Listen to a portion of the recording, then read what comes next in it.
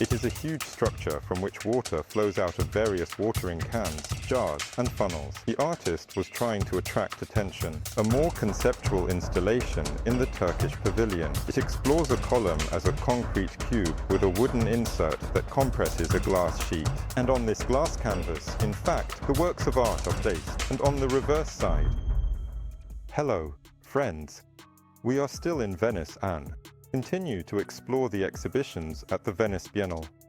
If you haven't seen the previous part, then, first of all, make sure to watch it. Secondly, I would like to remind you that the theme of this Venice Biennale is foreigners everywhere, wanderers everywhere, outsiders everywhere, strange people everywhere. Well, of course, this theme is explored in completely different ways by various artists from different countries, both in national pavilions and by individual participants. Today we will explore what is presented in the Old Arsenal of Venice.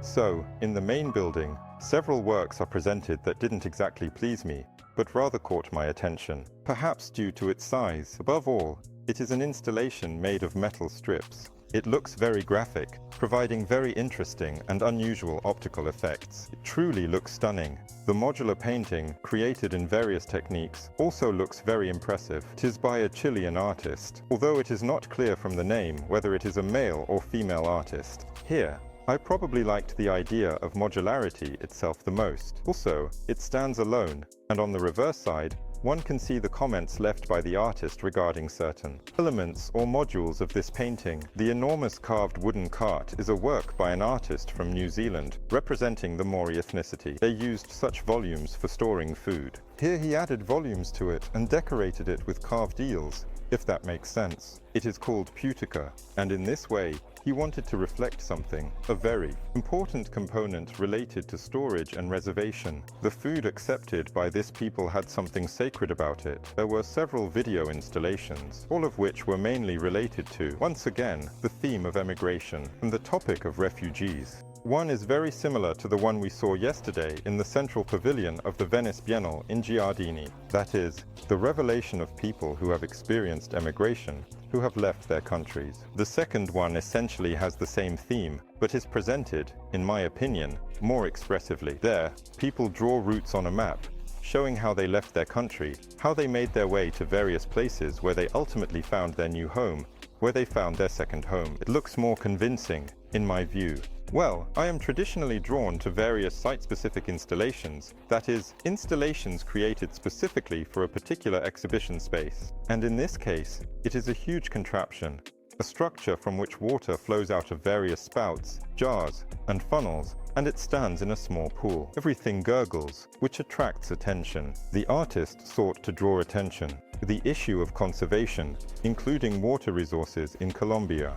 He gathered this entire installation from some, once again, rubbish that he brought from his homeland. Of course, there is also a lot of painting presented here in various techniques. A lot of textiles are used as media for various artistic works, employing absolutely different techniques. Overall, some pieces were appealing, while others were not so much.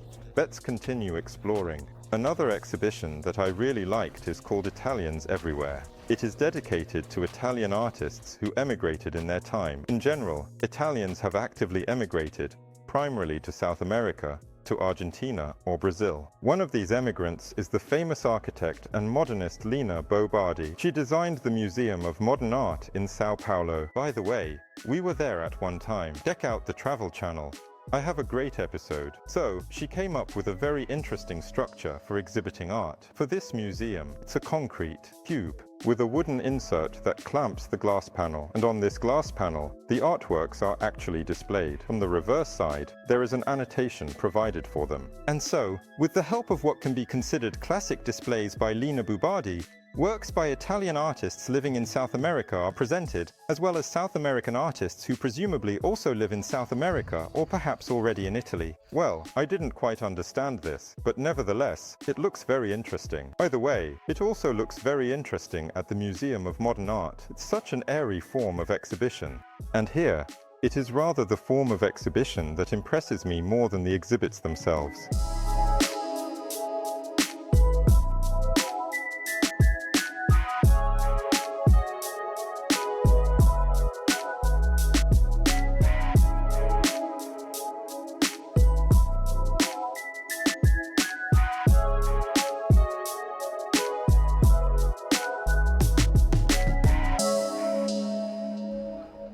The Arsenal is not only a venue for the exhibition of works by various artists and individual artists. There are also several national pavilions here. For example, there is a pavilion for Saudi Arabia. It features a composition, an installation called the Whispering Sands.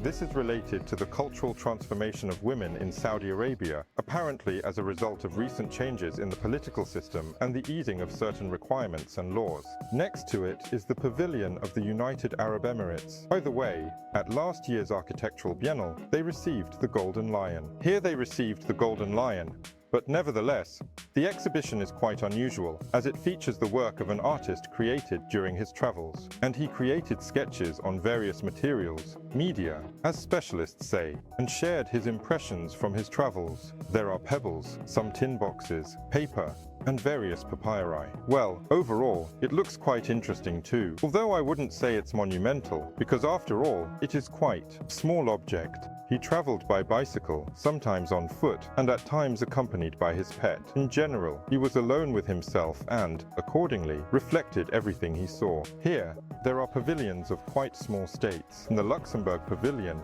there are, again, some sound installations for artists, performers. In this case, they are essentially the same. Throughout the course of the Biennale, various performances are presented, specifically sound and acoustic performances. In the Singapore Pavilion, there is a complex installation related to forests. In Singapore, there are hardly any forests. In fact, there is very little land overall.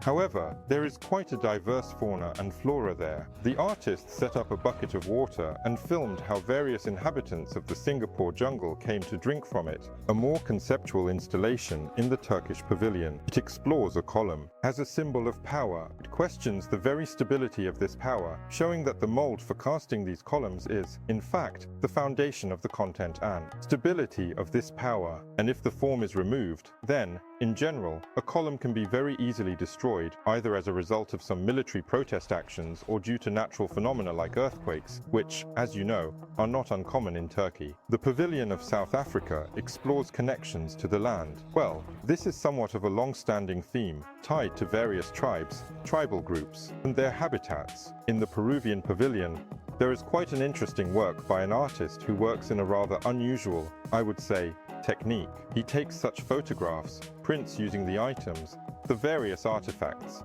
and objects that he finds during his travels in Peru. These include plants, sand, and so on. That is, he applies them to light-sensitive materials, creating such photographs, which he has arranged here as an installation. And, of course, a detail of some traditional ancient pre-Columbian cult from Peru is also present here.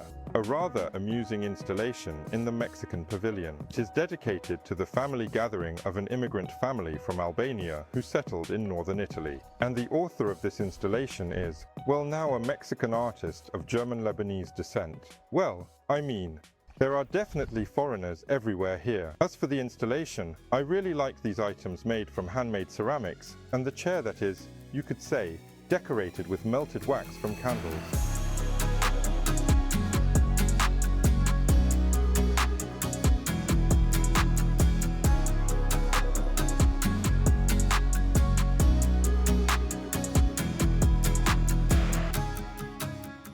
I also liked the national exhibition that was in the Malta Pavilion. The artist creates ornaments based on eye movement that follow an object, specifically a ship. It is called that. I follow ship. Moreover, here I can mean both I as in myself and I as in the eye. And this is, in general, quite an interesting concept in the Latvia Pavilion. There are some strange colored clouds, while in the Senegal Pavilion there is a broken boat, although what you are talking about is not entirely clear. The Albania Pavilion has quite an interesting concept in terms of its original idea. This is the idea, the theory of the glass of water, which is attributed to, although some specialists say mistakenly, Alexander Kalantai, one of the revolutionaries. The theory suggests that satisfying sexual needs should be as simple as drinking a glass of water. Well, it seems that some reflection on this topic has found its expression in the works of an Albanian artist, by the way. In the Hungary pavilion, the idea is strong, but the presentation is rather weak, in my opinion. It concerns the fragility of everything that holds value for us. This is made from some old canisters. In general, it is not very clear how this relates to the topic, although the idea is probably not without some sense. More precisely, there is definitely some sense in it. Well, in the Philippines pavilion, they study the trills of birds, and it actually looks quite expressive, and it is also a very original concept. In the China pavilion, the entire concept revolves around the character known as G. This character signifies the gathering of knowledge and art into a single entity, a unified document or book. It illustrates how harmonious diversity can be. Different techniques and ideas can coexist and hold value precisely by being united.